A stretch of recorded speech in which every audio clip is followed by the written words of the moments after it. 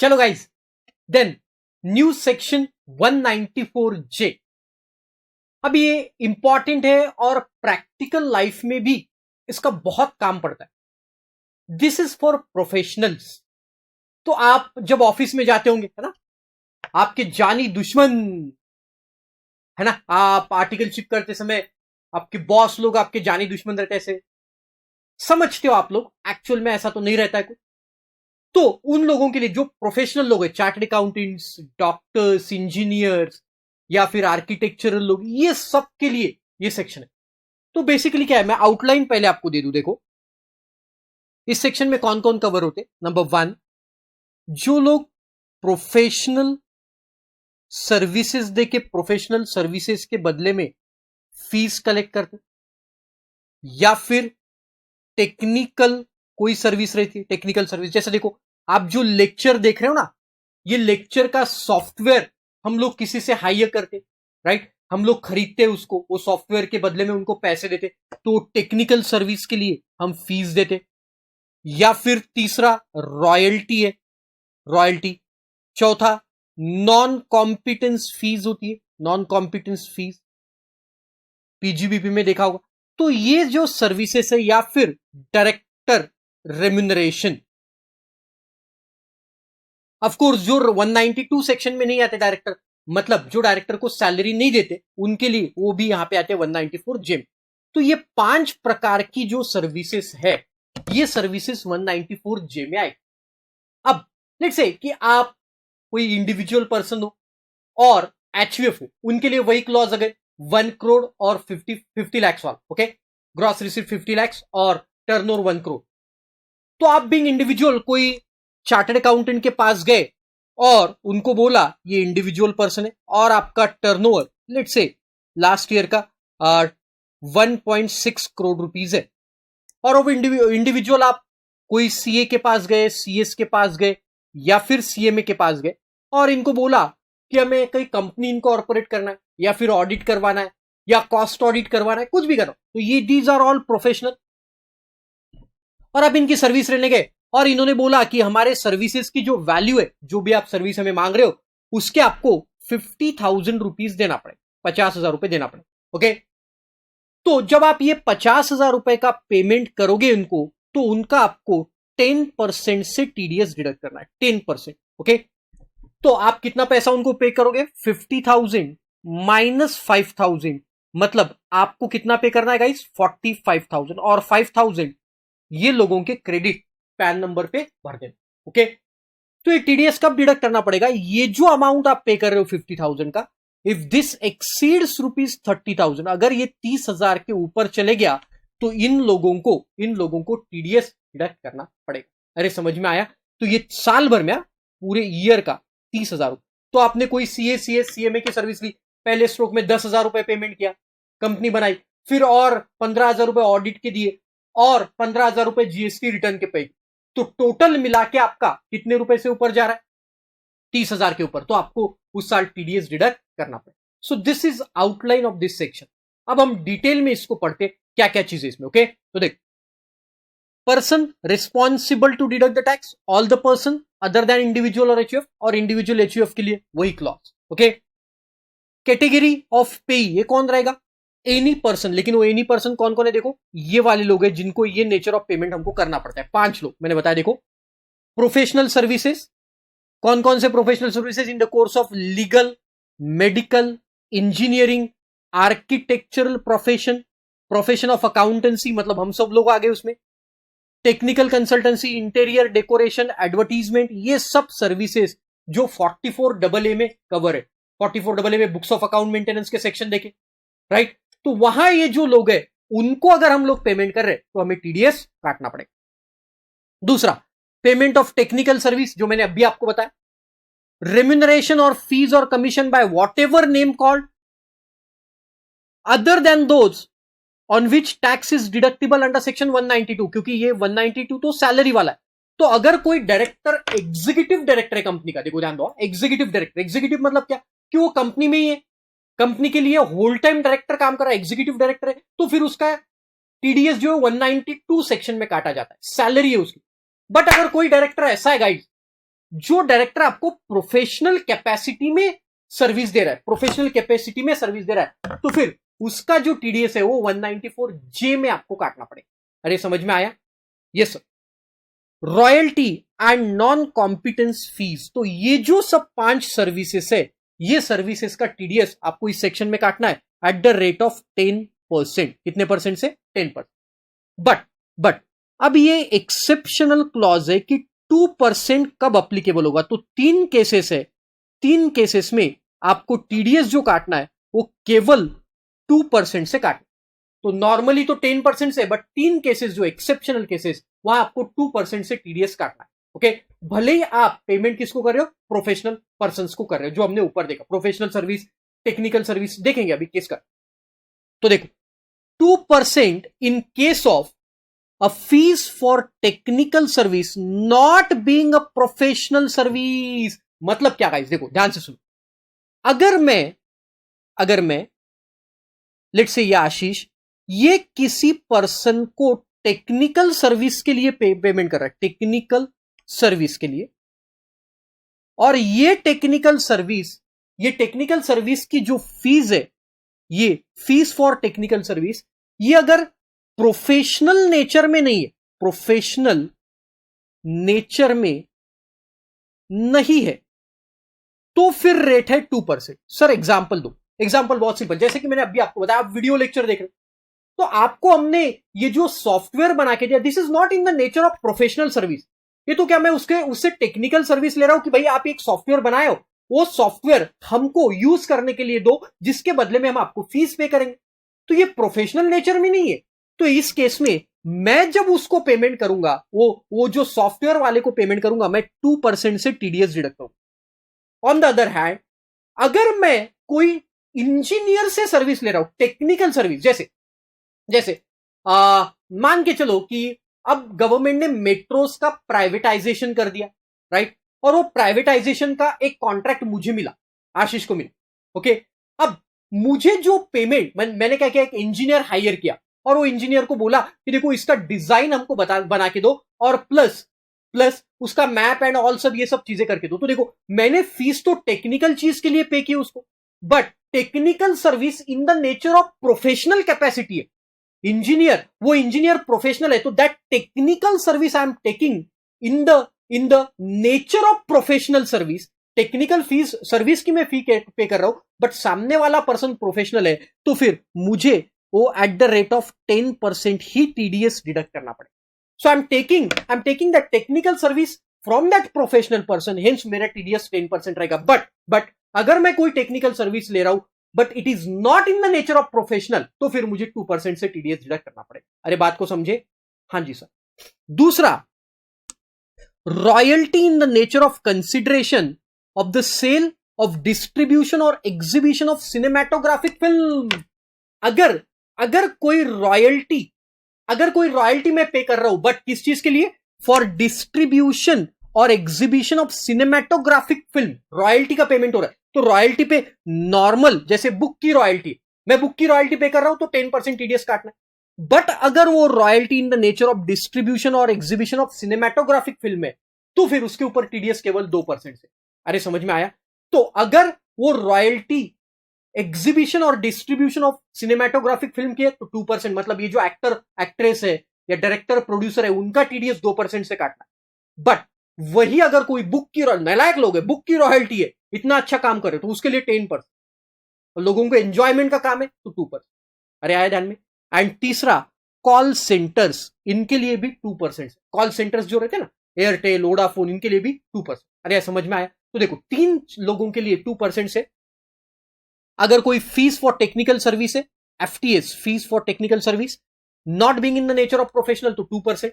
Royalty पे कर रहे डिस्ट्रीब्यूशन और एग्जीबिशन ऑफ सिनेमेटोग्राफिक फिल्म 2%, और कॉल सेंटर्स के लिए 2%। ओके, बाकी सब सर्विसेज के लिए 10%। नो टीडीएस अगर पेमेंट इज लेस देन और equal to 30,000 during the financial year. But देखो क्या बोलता है, अगर 30,000 से कम है या 30,000 तक है, तो कोई पेमेंट की, मतलब टीडीएस की जरूरत नहीं। बट देखो क्या लिखा है, limit of 30,000 B applied separately for each service. मतलब क्या? देखो यहां पे दीज आर 5 सर्विसेज, ध्यान से सुनना, यहां पे दीज आर 5 सर्विसेज। ओके, एक सेकंड। ओके, अब देखो, अब लेट्स से ये आशीष है और आशीष हमको 2 सर्विसेज दे रहा है। कौन सी 2 सर्विस दे रहा है? देखो, आशीष 2 सर्विसेज ले रहा है किसी और से। कौन किससे ले रहा है? लेट्स से नयन से सर्विस ले रहा है। ओके, नयन से सर्विस ले रहा है। कौन कौन सी? नंबर 1, एक ले रहा है प्रोफेशनल सर्विस, प्रोफेशनल सर्विस, और दूसरी मेरे से ले रहा है टेक्निकल सर्विस। दोनों अलग अलग सर्विसेस है, दोनों अलग अलग सर्विस है, प्रोफेशनल अलग, टेक्निकल अलग, लेकिन एक ही पर्सन से ले रहा है, नयन से।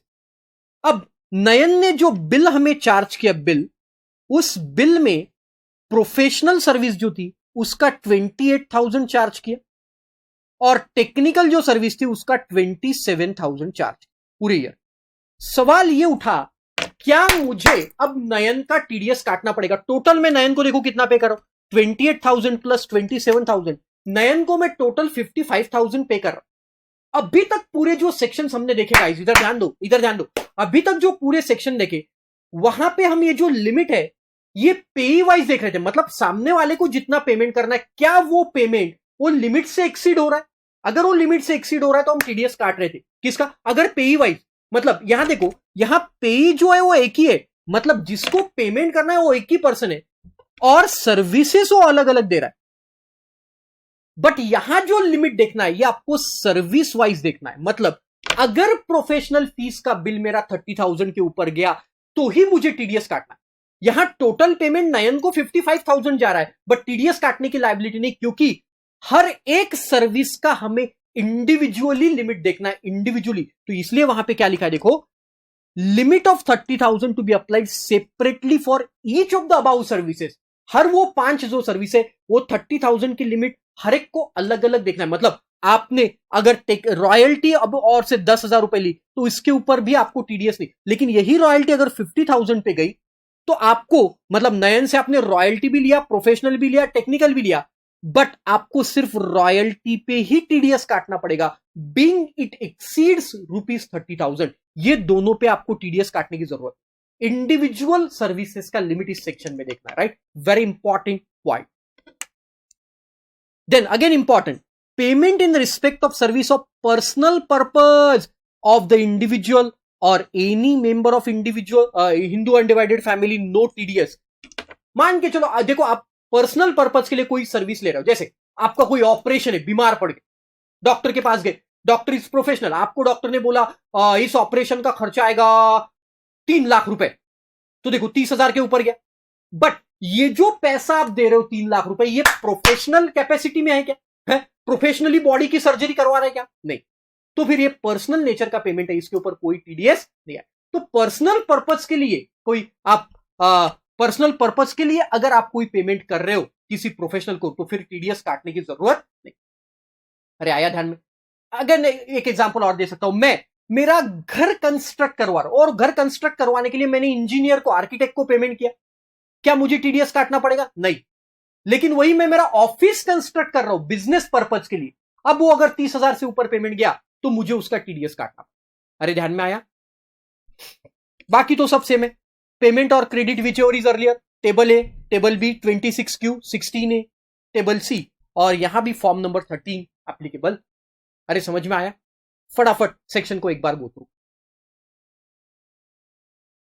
देन 194K, अब ये क्यों आया? देखो, पहले क्या था कि अगर कोई ये म्यूचुअल फंड है, म्यूचुअल फंड, ये अपने यूनिट होल्डर्स को, दीज आर यूनिट होल्डर्स, ये यूनिट होल्डर्स को कोई पेमेंट करता था तो यूनिट होल्डर के हाथ में 1034-35 में एग्जेम्प्ट हुआ करता था अमाउंट। पहले earlier it was exempted in the hands of unit holder, उनके हाथ में एग्जेम्प्ट, और इसके ऊपर म्यूचुअल फंड को टैक्स भरना पड़ता। बट अब ये 1035 सेक्शन निकल गया है ना, ये 1035 सेक्शन निकल गया, तो अब जो भी म्यूचुअल फंड पेमेंट करेगा यूनिट होल्डर को, तो वो इनके हाथ में टैक्सेबल हो गया, यूनिट होल्डर को टैक्सेबल हो गया। तो इसलिए म्यूचुअल फंड को क्या डिडक्ट करना पड़ेगा? टीडीएस डिडक्ट करना पड़ेगा। अगर ये जो पेमेंट है, ये पेमेंट 5,000 के ऊपर गया, if it is more than 5,000, तो फिर 10% से टीडीएस डिडक्ट करना। म्यूचुअल फंड तो देखो नेचर ऑफ पेमेंट क्या है, TDS on in respect of units. Payer, payer कौन है, पे कौन कर रहा है, म्यूचुअल फंड और unit trust of India UTI. Resident person को 10% से टीडीएस डिडक्ट करना है, no pay TDS if amount is up to 5,000, लेकिन अमाउंट अप टू 5,000 है तो टीडीएस काटने की कोई जरूरत, अरे समझ में आया, simple section. Okay then 194 L A, अब ये क्या है देखो, payment of compensation on acquisition of certain immovable property. तो आपसे कोई प्रॉपर्टी कंपल्सरीली अक्वायर किया, कंपल्सरीली आपसे अक्वायर किया, और वो प्रॉपर्टी का वैल्यू अगर 2.5 लाख रुपए से ऊपर है, 2,50,000 से ऊपर एग्जैक्ट भी है तो टीडीएस नहीं। अगर वो कम, देखो आपसे कंपल्सरीली गवर्नमेंट ने एक्वायर किया, जनरली तो गवर्नमेंट ही एक्वायर करती और कोई एक्वायर नहीं करता, बट वो प्रॉपर्टी का पेमेंट जो आपको मिलेगा, जैसे देखो एग्जांपल मैं आपको दूं, ये है लेट्स से मिस्टर एक्स और ये है मिस्टर वाई। तो मिस्टर वाई की कोई प्रॉपर्टी है, मिस्टर वाई की कोई प्रॉपर्टी, वो प्रॉपर्टी अगर कंपल्सरी एक्विजिशन में गई तो इसके बदले में इसको पेमेंट देना पड़ेगा, है ना, पेमेंट देगा। और ये पेमेंट अगर 2,50,000 के ऊपर गया, ये पेमेंट, ये प्रॉपर्टी का पेमेंट अगर 2,50,000 के ऊपर गया, तो मिस्टर एक्स जब इसको पेमेंट करेगा, है ना, पेमेंट कौन करेगा, जिसने अक्वायर किया, तो अक्वायर किसने किया, एक्वायर किया मिस्टर एक्स ने, तो ये जब पेमेंट करेगा तो ये पेमेंट करते समय टीडीएस मिस्टर एक्स को डिडक्ट करना, राइट। तो देखो आप, person responsible to deduct the tax, any person responsible for payment of compensation, जो पर्सन पेमेंट करेगा कंपेंसेशन, राइट। कंपेंसेशन आपने देखा 45(5)(a) में, बहुत डिटेल में हमने देखा, कैपिटल गेन में। Category of pay, any resident person, mister Y जैसे बोला, कोई भी रेसिडेंट पर्सन हो सकता है। नेचर ऑफ पेमेंट देखो, कॉम्पेंसेशन और एनहांस कंपेंसेशन और कंसिडरेशन और enhance consideration on account of compulsory acquisition under any law for timing in the force, right, of any immovable property. तो अगर मैंने कोई प्रॉपर्टी कंपल्सरीली एक्वायर किए तो मैं सामने वाले को पेमेंट करूंगा, तो पेमेंट करते समय मुझे 10% का टीडीएस काटना है, प्रोवाइडेड उसकी वैल्यू कंपेंसेशन की इफ इट एक्सीड्स रुपीज 2,50,000। यहां लिखा है नो टीडीएस, मतलब ये वैल्यू 2,50,000 से कम है तो फिर टीडीएस काटने की जरूरत।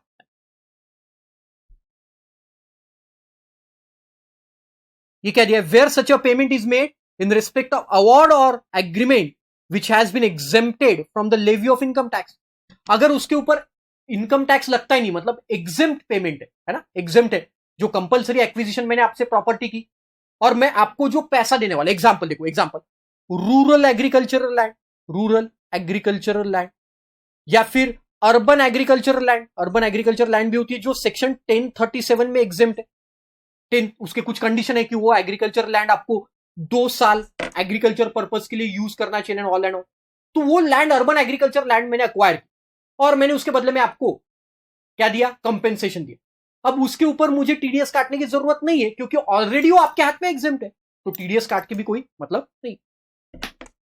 Time of deduction at the time of payment of cash और चेक, यहां पे क्रेडिट का तो कोई सवाल ही नहीं क्योंकि कंपल्सरी एक्विजिशन, तो जब मैं आपको पेमेंट करूंगा तब टीडीएस काटना, simple as that. Okay simple. Then 194 LB, अब ये क्या है, ये इंफ्रास्ट्रक्चर डेट फंड्स है ना, इंफ्रास्ट्रक्चर डेट फंड्स। अब ये इंफ्रास्ट्रक्चर डेट फंड्स में क्या है, लोग इन्वेस्टमेंट करते, जैसे ये बहुत सारे लोग हैं, ये क्या करते, इन्वेस्टमेंट्स करते, नॉन रेसिडेंट्स पीपल रहते, राइट। अब ये इन्वेस्टमेंट करने के बदले में इंफ्रास्ट्रक्चर डेट इनको क्या देगा, इंफ्रास्ट्रक्चर डेट फंड इनको इंटरेस्ट पे करेगा, इंटरेस्ट। तो इनकम किसके, देखो ये नॉन रेसिडेंट पर्सन की या फॉरेन कंपनी की इनकम है, तो जब भी ये इंटरेस्ट का पेमेंट करेंगे इनको तो 5% से टीडीएस काटना पड़ेगा, ये इंफ्रास्ट्रक्चर डेट फंड को क्या काटना पड़ेगा, 5% से टीडीएस।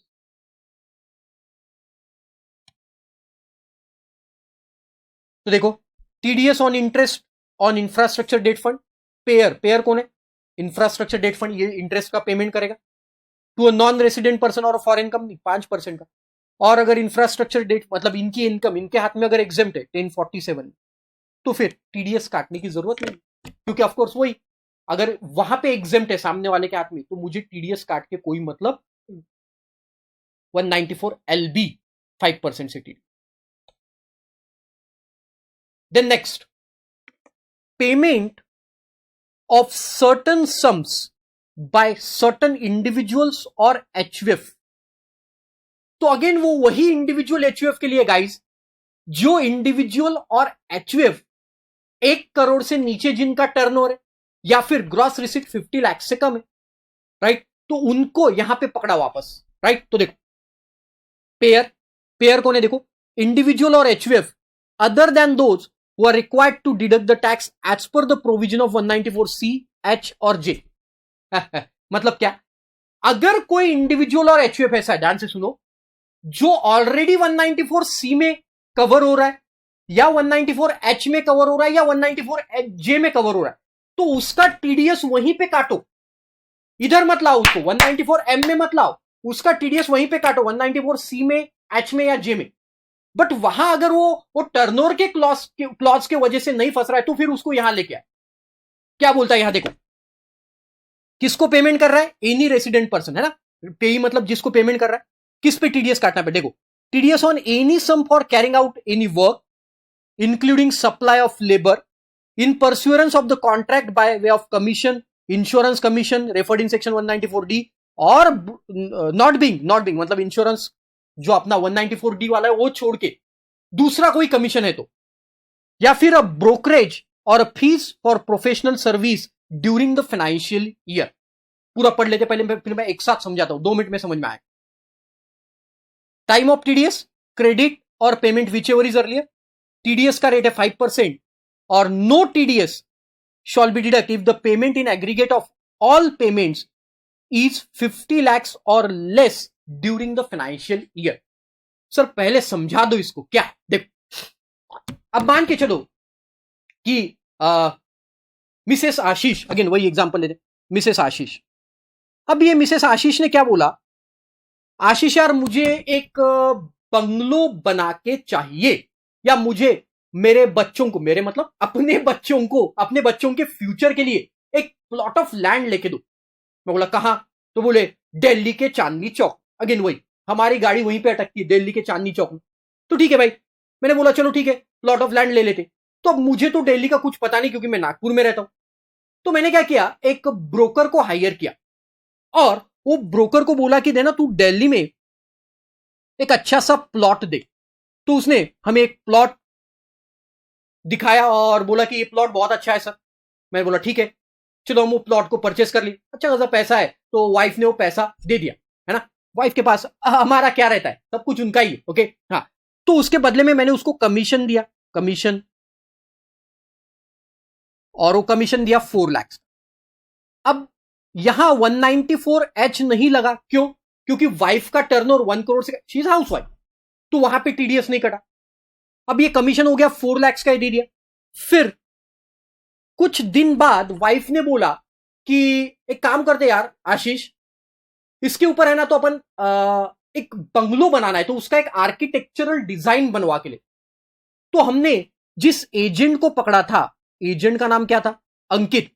अब वो एजेंट जो था वो बिल्डर भी है, डेवलपर भी है, ब्रोकर भी है, सभी काम कर।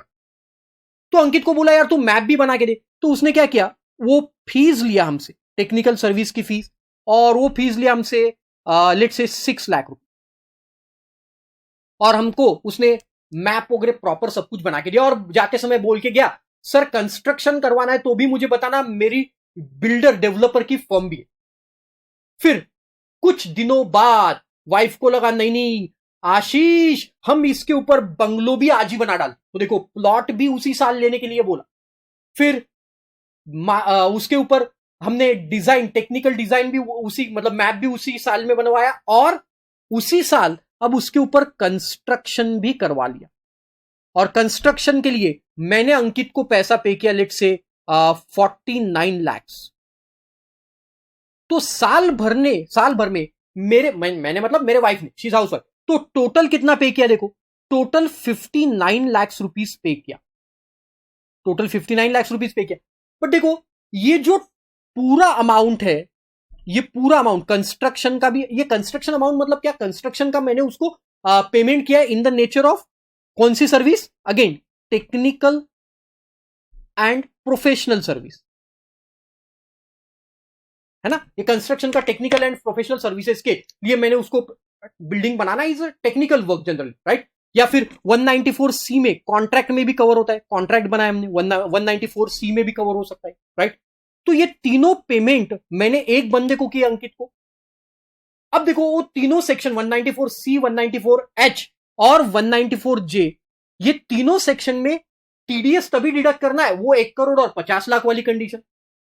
अब यहां मेरी हाउसवाइफ जो है उसके लिए ये तीनों सेक्शन अप्लीकेबल नहीं होते थे, क्योंकि वो उसका टर्नओवर जो 1 करोड़ या 50 लाख के दायरे में नहीं है। तो इसलिए ऐसे बहुत सारे लोग बच रहे थे जो हाई वैल्यू ट्रांजैक्शन कर रहे थे।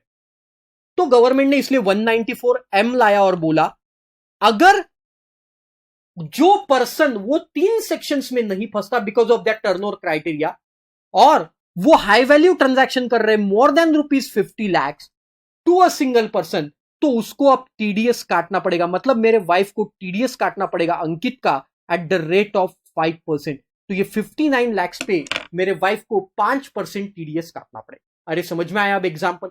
अब आप पूरा एक बार सेक्शन समझोगे। 194M क्या बोलता है कि अगर जो लोग 194C, 194J और 194H में नहीं फंस रहे हैं बट हाई वैल्यू ट्रांजैक्शन कर रहे, तो फिर उनके लिए ये 194M है, जिसमें बोला गया कि अगर 50 लाख के ऊपर आप ये तीनों सेक्शन मिला के कोई एक पर्सन को पेमेंट कर रहे हो तो उसका 5% के हिसाब से आपको टीडीएस पे करना। ओके, चलो फास्ट इस लेक्चर को 2 मिनट में रिवाइज करो। ओके,